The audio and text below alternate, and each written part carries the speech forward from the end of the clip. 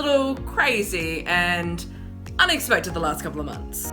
For one, I'm at home recording a video for Blank Canvas so we can have an online Blank Canvas event this weekend. Not really something I planned on doing this year, but so much of 2020 hasn't been what anyone planned. This whole COVID-19 has flipped, twisted, turned upside down, thrown out the window any plans anyone had. It's changed our ability to see friends and family, to go to school or go other places. It's changed the way we interact with each other. And it's also changed who we are. With restrictions loosening and some guidelines about what things might look like for the next couple of months, it can feel like life is heading back to some sort of normal. But what is normal? Because as much as some of us might want life to be like it was before, it won't be. The world has changed, and we've changed too, whether we see it or not yet. We all change. We all grow through different situations and circumstances of life. It's inevitable. We can't actually stop it. But sometimes we don't notice that we're growing and changing until we take the time to look back and see who we were. Now, I don't know about you, but I don't really want life to go back to what it was like before. I don't want to go back to who I was before either.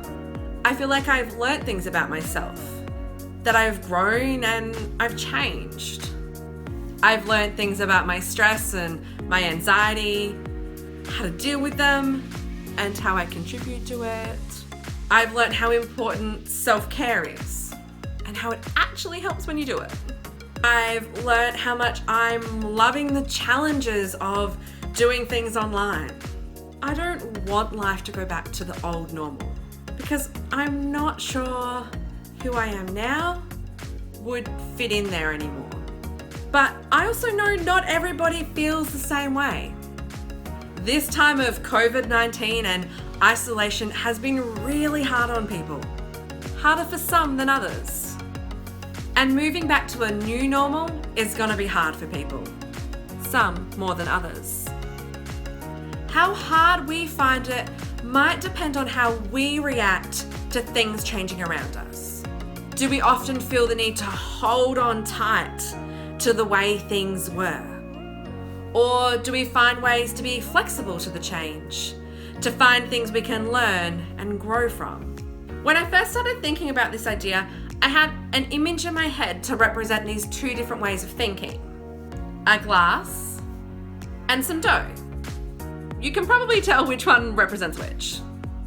The glass being when we hold on really tightly to the way things were, and the dough being when we're flexible to change. Sitting here on the bench, they both exist just fine. But what happens if something unexpected happens? What happens if they get pushed or knocked off the bench? The glass breaks into pieces. The dough may have changed shape, but it's all still together.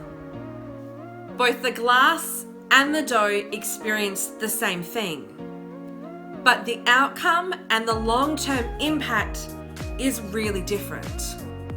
The glass might be able to be put back together, but it's going to take a lot of time and a lot of effort. And if it just looks the way it did before, the next time it drops, it's just going to break again. The dough, while misshapen and a little worse for wear, can easily be remolded. It doesn't look exactly the same as it did before, but it's still good. And it's actually able to be molded into something new. And the next time it drops, it can just be remolded again. Whether we hold on tightly to the way things were or we're flexible to change, it doesn't stop us experiencing hard and difficult things in life. All of us have experienced the impact of COVID-19 and isolation. And we can't change that. But we can change or alter how we react to it. We can either react like glass or react like dough. The Bible has lots of stories and moments about overcoming difficulties, about God making things right again, God restoring and redeeming things. It doesn't say things will never change. It doesn't say things won't be hard sometimes. It doesn't say God will make things like they were before.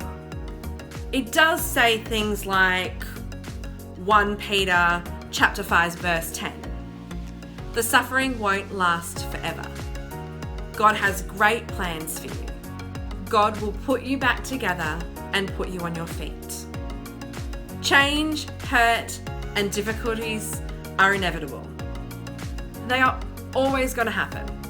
So are you going to be like glass, holding on so tightly to the way things were, that when being forced to confront change, you might just break?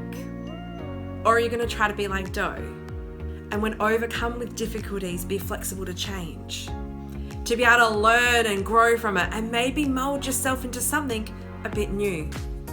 Now, tonight we're not going to paint or draw, we're going to make dough, as a reminder for us about how we can choose to respond to change, to remind us about being flexible and open to learning and growing. So let's change locations and get started. To make your dough, you will need a bowl, a spoon, some cup measures, corn flour, conditioner, food colouring. So I've made this recipe a couple of times, and I found the best quantities to use are 1 cup of corn flour and 1/3 of a cup of conditioner. Just make sure you've still got a little bit left of both, because you might need to add them in. Okay, let's get started. So we're going to start off with 1 cup of corn flour. Doesn't have to be exact. We're going to do 1/4 of a cup of shampoo.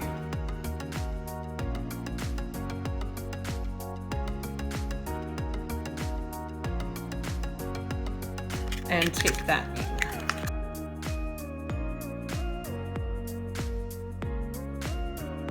Now what we're going to do is we're going to mix it with our hands. So remove any rings or anything, and then put your hands in and start mixing it together. So you can see it's kind of starting to form into one ball now. So I'm going to keep mixing it a bit more. All right, we might add our colour now. So make a bit of a well in the centre. You might be able to notice my hands are pretty stained already, but you can avoid that if you don't touch the food dye too much.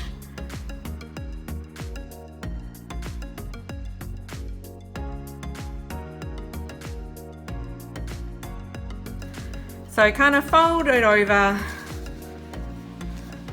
so you're not getting too much direct contact with the food colouring. Now it does take a bit to mix this through, so just keep kneading that dough in your bowl. Now mine's still crumbling a little bit, so I'm actually going to add a little bit more conditioner. Now if it was really sticky, we'd add a bit more corn flour.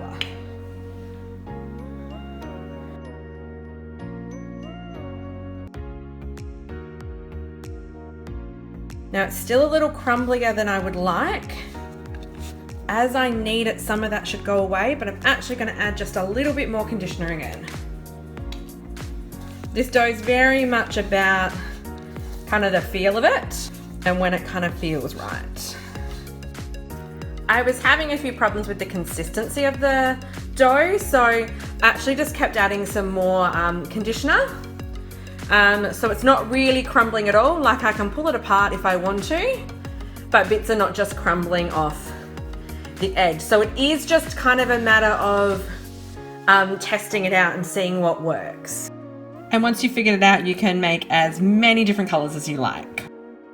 Once you've made it, you can play with it. I'd suggest, making sure you've got something down below in case you get any little pieces fall off. When you're done with it, put it in an airtight container or wrap it in some Glad wrap. If it does start to dry out a little bit, just knead it again with your hands and it should soften up, and the dough should last a couple of days. And now to finish up with some reflection questions. Everyone is on a scale between being like glass and dough.